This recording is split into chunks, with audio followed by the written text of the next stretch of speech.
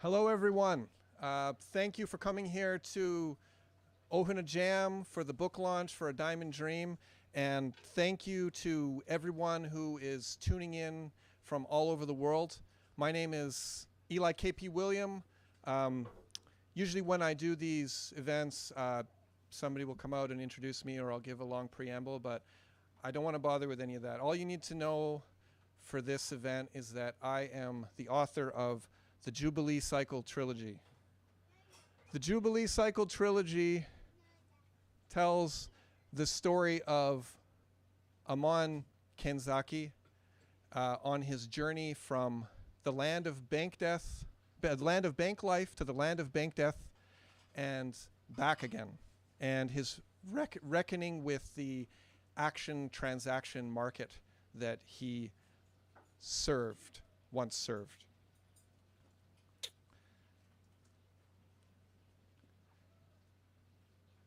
In Cash Crash Jubilee, Amon Kenzaki, we find him as a liquidator. His job is to find people who have gone bankrupt and apprehend them so that they can be banished to the bank death camps. The action transaction market is at the basis of the Jubilee Cycle Trilogy.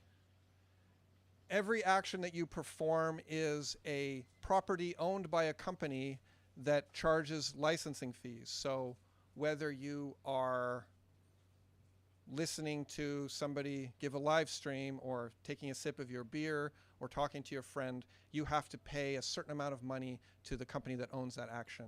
And every second you're paying money to some company.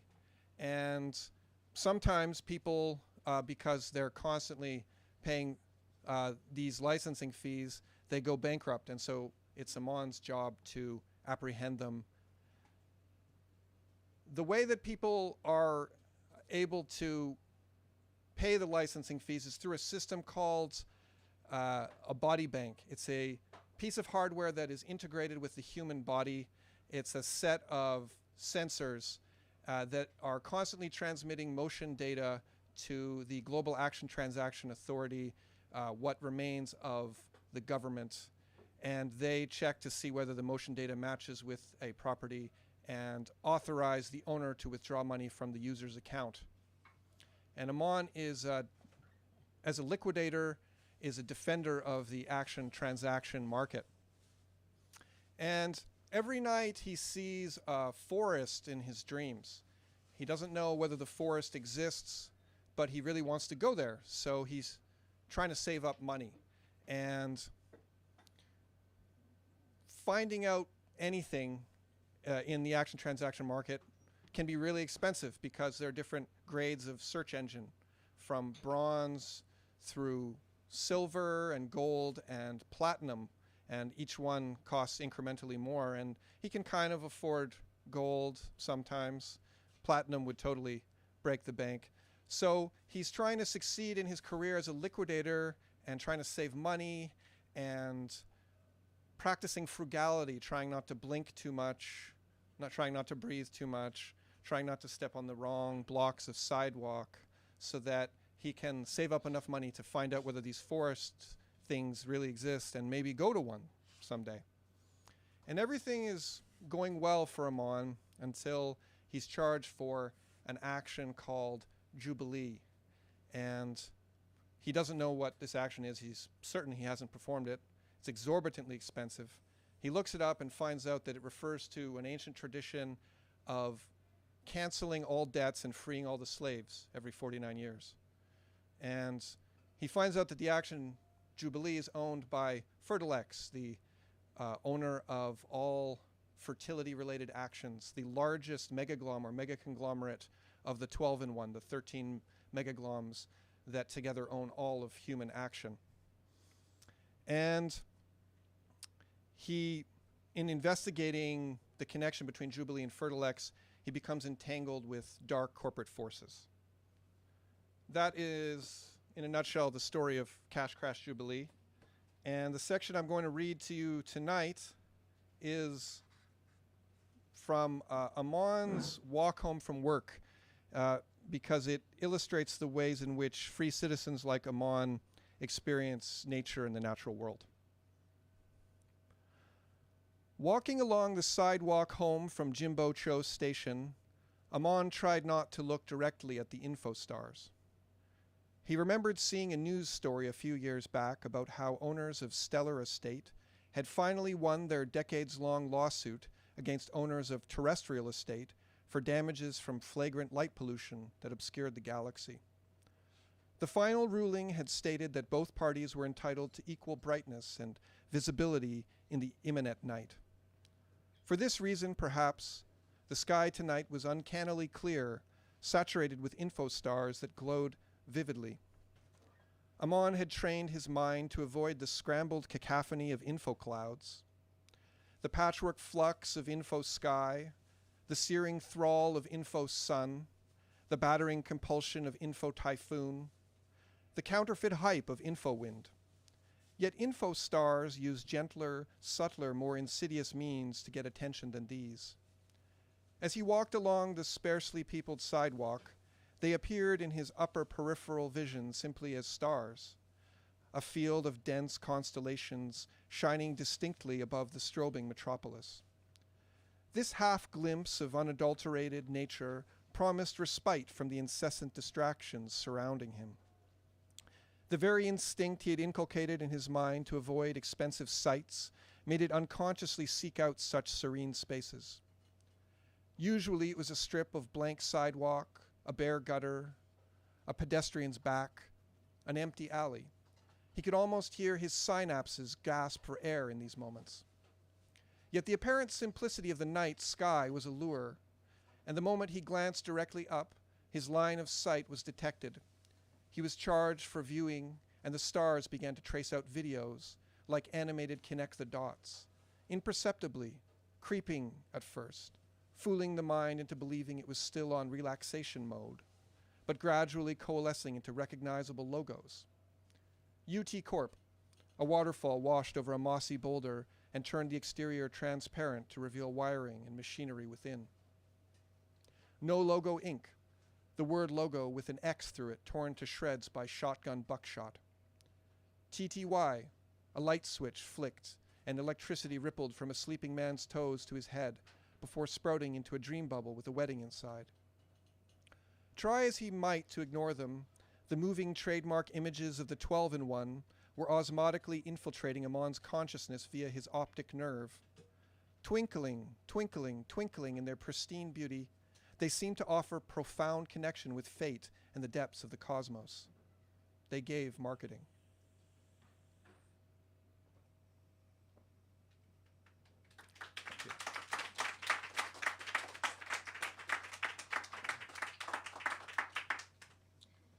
So for reasons that I can't tell you, by the time The Naked World begins, Amon is bank dead. So he has succumbed to the very process of cash crashing, of apprehending bankrupt citizens that he was in charge of during his career, in a sense. And once he's bankrupt, he is disconnected permanently from the action transaction market. And he's also disconnected from a network called the Imaginative. This is a network of information and images that is painted all across the world. And Amon, because of this disconnection, is going through a process called web loss or info withdrawal. And all of, he's, craving for search engines and wants GPS really badly. He's getting lost all the time. And his cognitive abilities are just not up to the task of being disconnected. And in this kind of fugue state, he wanders into a place known as the District of Dreams, which is the largest bank death camp on Earth. And it occupies, on an artificial island, what was once Tokyo Bay.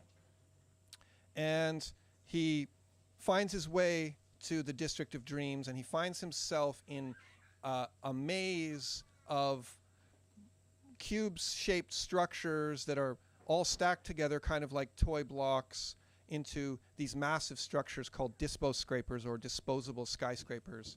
And they're slowly flaking away and dissolving. And so he's He's wandering through this ephemeral maze, and in the maze he encounters a group called the Opportunity Scientists. This is a cult that preaches salvation through a return to the free market and through finding a job and such things. And after his altercation with the Opportunity Scientist, he is captured by two characters who become important in the series, Ty and Vertical. Ty is a crash dead person. That means he was born bank dead, and he was raised by people in a bicycle enclave in the bankdeath camps, and his family was all slaughtered by the Opportunity Scientist, and but he escaped with a tricycle on his back as a child, and so he always carries around a tricycle on his back. And another character, Vertical, who was a candidate to be an Olympic runner until everyone got bored of sports because they preferred esports. And so they capture him on, and they strip him down almost entirely naked. And they cowl him and they chain him, and they're dragging him through the District of Dreams.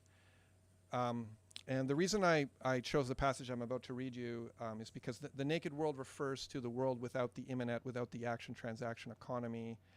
But nakedness has various symbolic meanings throughout this story, and I think this scene illustrates those meanings best. The chain continued to tug Amon along through all manner of cramped pathways, rooftops, and stairs that he could not see.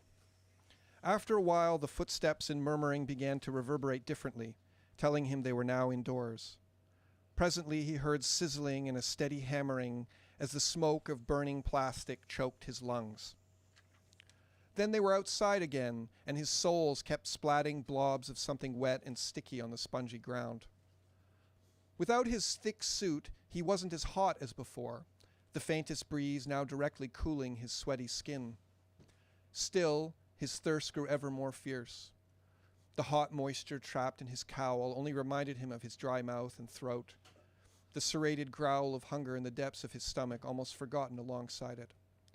Soon the dim and quiet created by the muffling fabric around his head took on a keen, nagging edge. Before stepping into the District of Dreams, in spite of his efforts to avoid distractions for the sake of frugality, Amon had been accustomed to daily doses of advertainment, images dancing in the corner of his eyes, audio humming at the threshold of hearing. With his bank death, countless new sights and sounds, not to mention violence in this harrowing labyrinth, had busied his mind. Yet now this stimulation too was stifled, and there was nothing to help him forget the awful present. His ears began to ache for theme songs, tear-jerking monologues, catchphrases, his eyes to burn for strobing colors, 3D starscape dramas, special effects. He would have even taken the pandemonium of the spammers if only they would be so kind as to swarm him again, his whole body a-tremble with pointless gesture after gesture, and gah! Amon let a sob escape in spite of himself when his restlessness and discomfort and terror became unbearable. "What?" said Ty, yanking so violently on his chain that Amon thought his shoulders would pop out of their sockets and nearly fell on his face. "What's wrong with you?" I just want to... Nothing. It's nothing. Come on." Ty gave the chain another yank, so that it cut off circulation to Amon's hands, and a pulse of numbness spread to his fingertips. "We're almost there." "Should we leave him after all?" asked Vertical. "I doubt we'll get much out of him. Not with web loss this bad." "We've already dragged him this far," said Ty. "Anyone this weird should tell us something." "Have you ever heard of someone like this?" "Never. Not once in my whole life here." After that, they were silent. Despite his shaking, Amon forced himself to continue plodding and squeezing and climbing along, with Ty tugging him when he lagged behind. His inability to see through the cowl, to rotate his perspective and look down on his captors from above, to take snapshots of their faces and image search them, to research who they were and who they served, was maddening. His vision was not supposed to be bound by his eyes, his hearing by his ears, his thought by his brain. But with the satellites and sensors and spatial models that were once extensions of his body now severed, he was reduced to a mere hunk of itching, aching, dumb meat, lost and helpless, beaten and humiliated, wearing nothing except the cowl and his underwear. But why leave those on?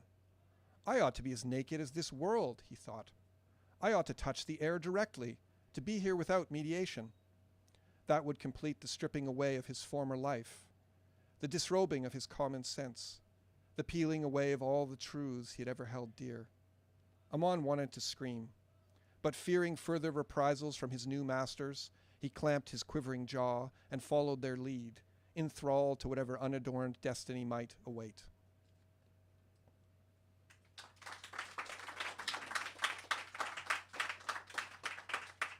Thank you. So after Amon is led deep into the District of Dreams in the naked world, he ends up staying with a community called Xenocyst.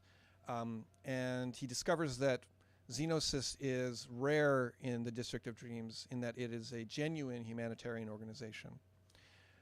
And he learns surprising things about the bankdeath camps.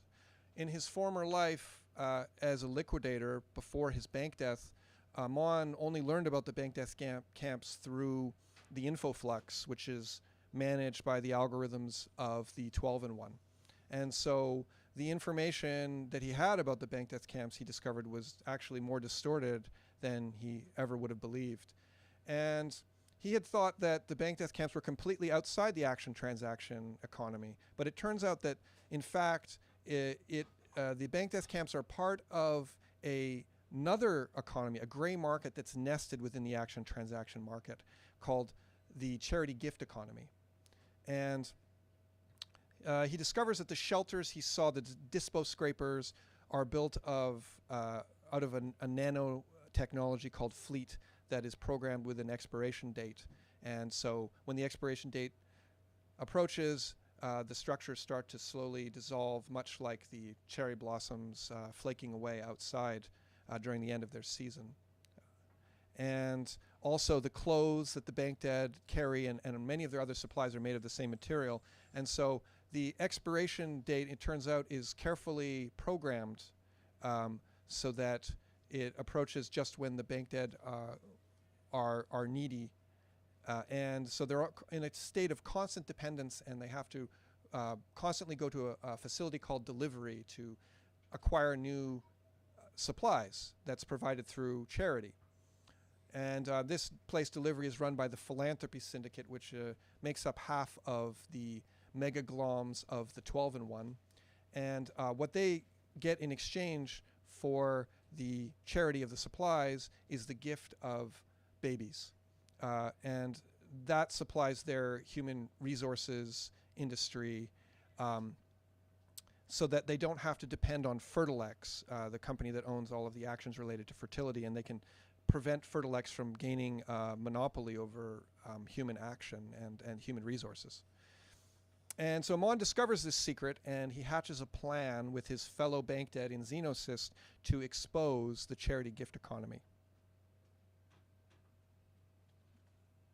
I obviously can't tell you how that goes, but I can tell you that when we arrive at the final book of the Jubilee Cycle, A Diamond Dream, Amon eventually attains identity rebirth or bank rebirth, and he is able to reconnect to the action transaction market, and he's the only person or the first person in free history to ever do so.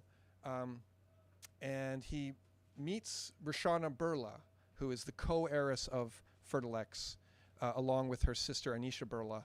And Roshana, along with Anisha, is one of the richest people on Earth.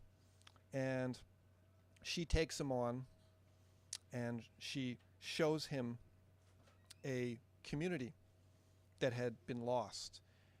And this community to her represents an alternative that is neither part of the action transaction market nor part of the charity gift economy. It's a third way.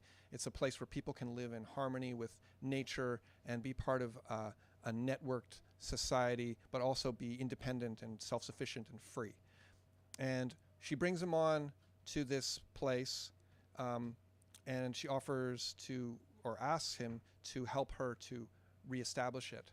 And it's at this point that Amon comes up with an idea through special knowledge that he and another character, Hippo, who founded Xenosys, and a cryptographer named the Fisher King, the special knowledge that the three of them possess, when combined together, may offer a way to topple the action transaction market.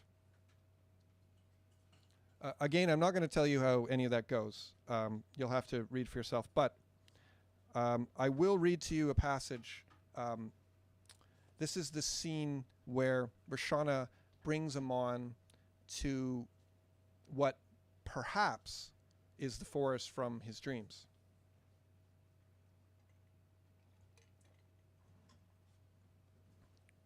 "There," said Roshana, pointing downwards to the spot where the coffee table and then the black floor had been, at a patch of ocean far below, an island. "This is where it all began." Interrupting the ephemeral texture of waves was a green daub, stretching long and thin from north to south. The eastern shore had two promontories that formed a small bay near its upper end, and another longer promontory protruding further down, while the western shoreline alternated between sleek and notched, a handful of islets arranged in an L off the southern tip. Mountains thick with vegetation covered the land. "Is that?" Vertigo, memory, and dream all melded together in Amon's awareness into a strange sort of ecstatic terror, his heart skittering deliriously, his jaw quivering. "Yes. Shall we take a closer look?"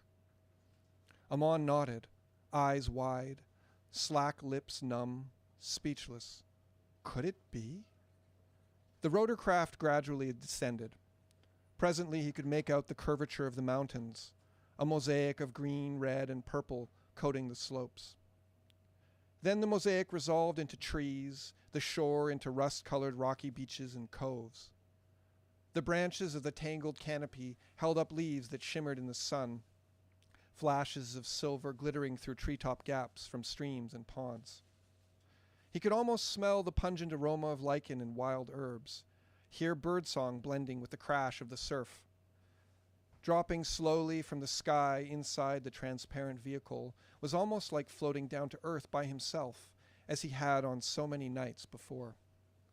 "So I was right," he marveled, after a span of time measured in Roshana's razor blinks and his own breaths.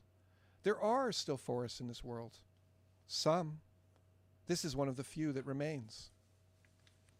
It looks like he was going to say the forest in my dream, but found his words drying up. The mosaic of vegetation, the green slopes and valleys, the glittering leaves, the jagged spiking fronds and slender grasses, the octopus trees with their knotted tentacles of roots exposed.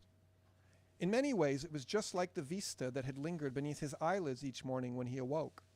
And yet it wasn't quite identical. The lay of the hills seemed different, and nowhere could he find the exact spot he had always stared at as he fell from the sky, unable to turn his head or look anywhere else. He thought that perhaps he was just observing the island from the wrong angle, but they would soon complete a full circle, and still there were no signs of the place. A round clearing on the peak of a mountain, dappled in shadows and threads of light. Surrounded by green puffs of shrubbery speckled with white flowers, a small depression in the middle of the ground. "What did you expect?" he asked himself. "That the landscape in your dream would be an exact replica of a location in the naked world?" In all likelihood, his dream would at best be a credible simulacrum of such a location, or vice versa, assuming it was even possible to directly compare perception to a dream. As he couldn't very well dream with his eyes open, he could only try to match up the vista before him to a memory of his dream, and an old memory at that, since it hadn't visited his sleep once in all his months of bankdeath. Even supposing the dream were as objectively accurate as a livestream recording, the island would surely change over time. Trees would be born and die. Typhoons would ravage the hills. Seismic tremors would twist the topography, raising new islands and moving old ones. Obviously, this was the closest he could expect a scene in his waking eye to resemble one from his mind's eye. Obviously, this had to be the destination he had always sought. But if so, he had to wonder why. Why had he been so drawn to this remote island? What had it been doing in the depths of his soul? "Take me down there!" he cried, leaping to his feet, almost shaking with exhilaration and awe. "Bring this craft down." "I can arrange that. But first, we need to talk." "No, please. I want to go there now. I don't need to be there long. Just a few moments and we can take off again." "Landing here isn't an option, I'm afraid." "Why not?" "It's too expensive." What could be too expensive for you?" "Many things. You'd be surprised." "But it's just an island." "Calm down," Roshana snapped, raising herself up in her seat. And Amon stared fiercely into her eyes, all words cleared from his mind by the urgency in her voice. Footsteps approached, and he turned to find Ono X beside her with two of the Burla guard, floating straight-backed against the cloud-blotted sky. "I've brought you to the place you've always wanted to go," said Roshana, her composure restored. "I'm not asking for your gratitude. There's something I have to ask of you in return, but we need to talk. So please return to your seat." She pointed to Amon's chair with her upturned palm. In his wild, tumultuous euphoria, Amon had just enough sense to realize that it was reasonable for her guards to rush in with the way he was behaving, but not enough to fear them. Ignoring Roshana's polite demand, he lowered his gaze once more to where gray-white seabirds now flitted over the rolling treetops. The forest he had scrimped and saved patiently to visit for the better part of a decade was right there, the transparency of the craft suggesting that no barriers remained between them, that he could simply hop into the trees and climb to the moist earth. But this was merely a tantalizing illusion. The walls, however faint in appearance, were solid, the drop to the island deadly. He would need Roshana's permission. Could he attack her and the guards to hijack the rotorcraft and force them to crash land? Could he smash through the wall and leap out on his own? He saw himself plummeting to the canopy, his body tangling and untangling from the thick web of vines as he fell between the branches. The mossy ground might not save his life, but at least he would pass his final moments in his own personal paradise, his blood feeding the tentacle roots in the soil of his deepest desires. Yet such fantasies, even supposing they could be realized, were mad, as though ending your existence right as the truth was finally crystallizing could ever be sane. There was no forgetting his promise to the Fisher King. Best to hear Roshana out first, which meant he had to be patient. Only a little while longer now. Amon looked up to meet Roshana's wary gaze and nodded, before taking his seat again. Ono X and the guards backed away, vanishing into cloud and azure. "I'm sorry," said Amon. How did you know? How did you know what's in my dreams?" "You've been through a lot, Amon," Roshana told him. "More even than you yourself know."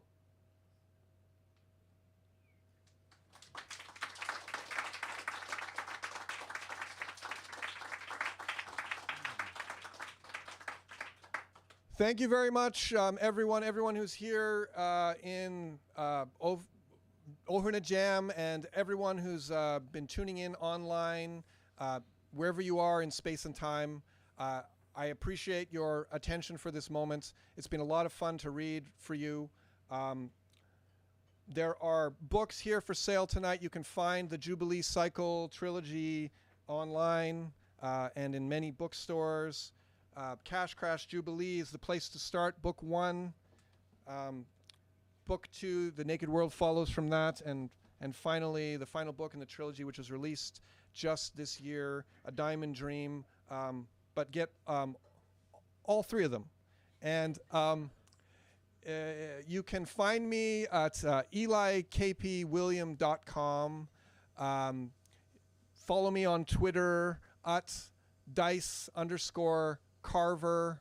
And let's connect. Thank you, everyone. Have a wonderful morning, afternoon, evening, night, whatever it is for you. Thank you very much.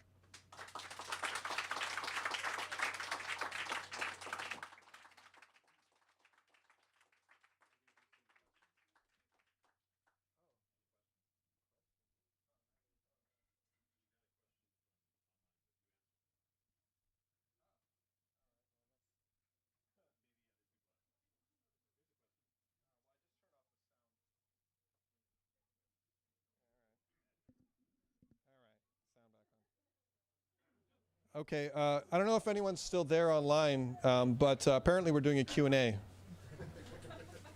Okay, questions? If Amon sees a forest in his dream, No one online can hear you. So You'll have to repeat the question. okay, so go ahead. if Amon sees a forest in his dream, why is the book called A Diamond? Okay, so the question was, if Amon sees a forest in his dream, why is the book called A Diamond Dream? That's actually a slightly complicated question. So when Amon originally wakes up after bank death on his transition back to bank life, he's taken to a secret facility that's run by Roshana Burla. And initially he sees a sort of a painting. It's actually not quite a painting. It's more of a mosaic made of nuts and seeds. It depicts a diamond that's floating in a blue sky with light shining into the diamond. And so the idea of a diamond dream is a dream. It's like a diamond with enough facets for all the dreams in the world. And so you can imagine all the dreams in the world as beams of light shining into the diamond. And that plays an important role towards the end of the book. Any other questions? Yes. How about age appropriateness for the series? Could I read it with a 12-year-old, for example? The question was about age appropriateness. I guess it depends on your parental policies. Surprisingly conservative. Conservative, okay. So, like, can your son watch R-rated movies? That depends. Yeah, I mean, Is there like a lot of sex in the books? so there isn't any explicit sex, but there are references to sex here and there. So, all right. Any other questions? Anyone? Oh, yeah. So is The Diamond Dream the book you envisioned writing 2 years ago when you first started Cycle? Okay, so the question was The Diamond Dream the book that I envisioned writing 10 years ago when I initially started writing the trilogy? And the answer is definitely not. And actually, so I originally, as I talked about recently on the World Shapers podcast, I originally envisioned or came up with the idea for the Jubilee Cycle trilogy around 2003. And when I initially tried to write it, actually the scene that I just read you was the ending of the entire trilogy. And I have Amon imagining himself jumping out of the rotorcraft and falling into the forest in the novel. But in the original version of it that I tried to write when I was about 18 or 19, that was the end of the novel. He actually jumps out and he falls into the forest and he dies. It ends with suicide, which, you know, is it's not the most satisfying ending. It was the best thing I could come up with when I was a teenager, okay? Anyone else? That was a question from online. Sorry, Mike. Okay, I'll go with the online question first. This is a question from Blair Merzetti, Blair Merzetti, okay. who asks, I want to ask who some of his main inspirations are, authors. Oh, okay, some of my main inspirations. This is a tricky one because I have, there's a lot of writers that inspire me. Most of them are pretty old-ish. I would say that when I was writing the first book, Cash Crash Jubilee, that I was reading a lot of Haruki Murakami, and probably people who read the novel, I don't know if anyone really detects his influence at all, but I was reading all his books, all his novels in order at the time, so that was on my mind. Definitely with Cash Crash Jubilee, especially George Orwell's 1984.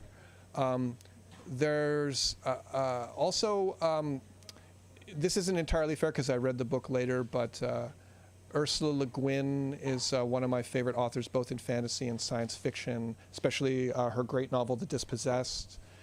And I think in the series there's like a little dash of Kafka. Oh, and yes, I could say more, but I'll leave with China Miéville's Perdido Street Station, which was part of the inspiration for the really kind of deep, kind of detailed world building, especially found in Cash Crash Jubilee. Cool. Yes. Thanks on behalf of Blair.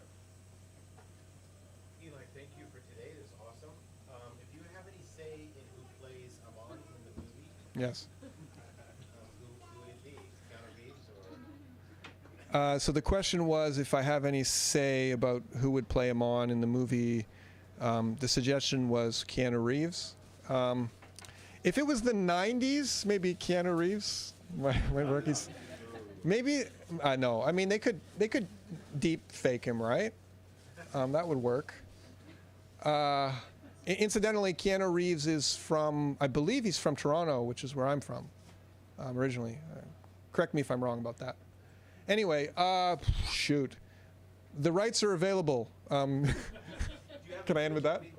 The movie rights are available. What he looks like, Amon looks like? Yeah. So Amon is described in Cash Crash Jubilee as so half Persian and half Japanese. So he's tall, has like slightly brown skin, and he starts out kind of muscular, not like super buff, and he slims out later on. Yeah. Drake. Yeah. Okay. Let's. I'll put a pin on that. I'll think about that. Another question. Yes. Another question from online. All right.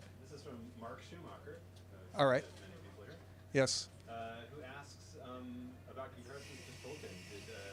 Did Tolkien inspire you in any way, and how would you compare your trilogy to Tolkien? Oh my God. Okay. So the question was I inspired by Tolkien, and how would I compare my trilogy to Tolkien? And that's just a bang-on question. So again, in the World Shapers podcast recently, which gave me the opportunity to talk about my creative process and my life career as a writer, I discussed how when I was a child, that was definitely actually part of the inspiration for the Jubilee Cycle trilogy. I didn't actually originally know that it was going to be a trilogy, but once I realized that, my first thought was Lord of the Rings, which is, the best trilogy probably ever written. And so I actually reread the Lord of the Rings partway through and sort of started to look at the way that Tolkien deals with characters and with his world, and try to use some of those techniques at the scale of a trilogy. Okay, I've got another question. Yes.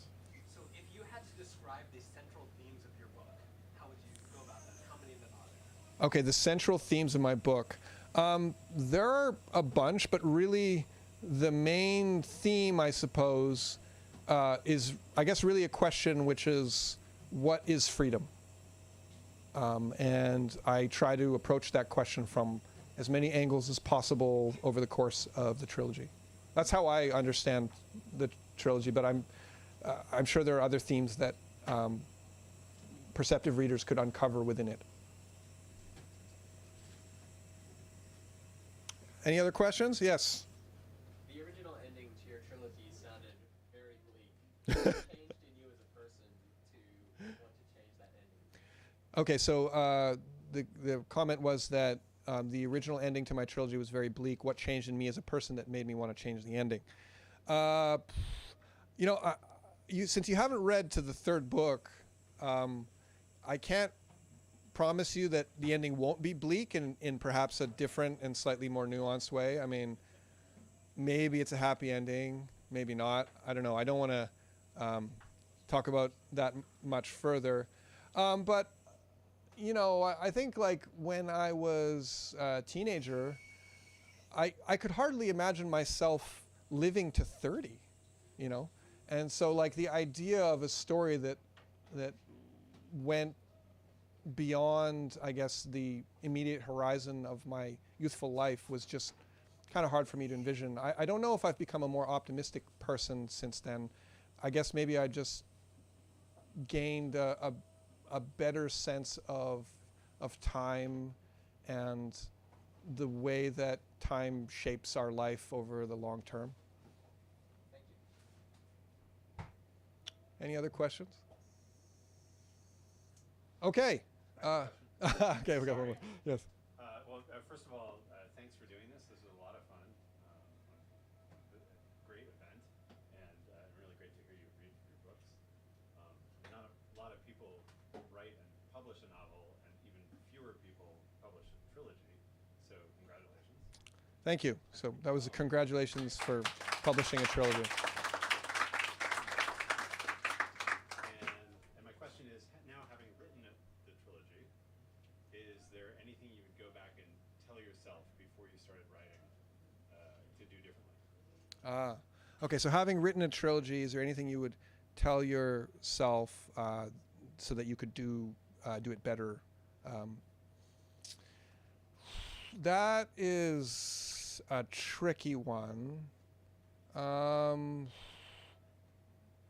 guess maybe I would tell myself to work more on pacing. I think I didn't really have pacing down out of the gate.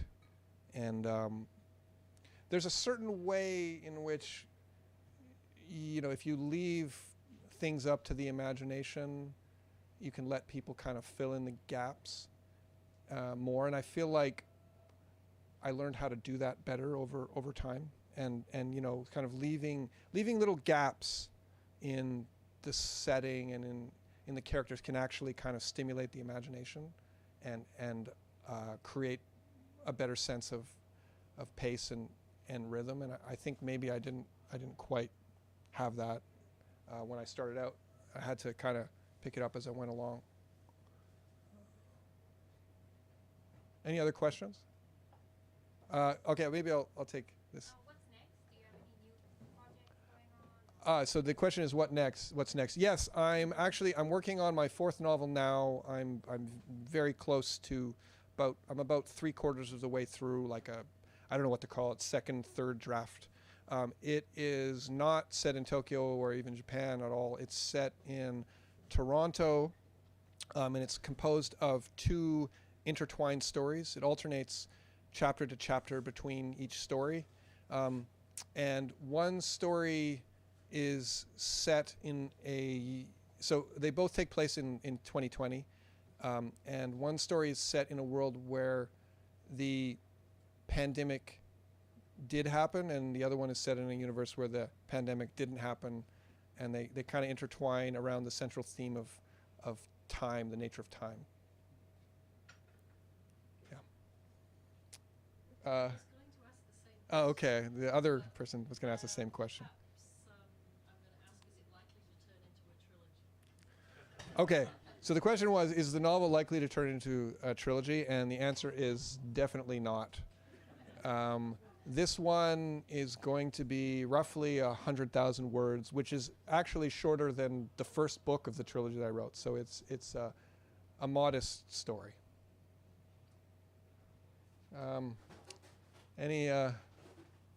Okay. If there are no more questions, once again, thank you, everyone, for coming in person and coming to listen online. It's been a lot of fun. Find me, connect with me, and go out and get yourself some copies of the books. Thank you.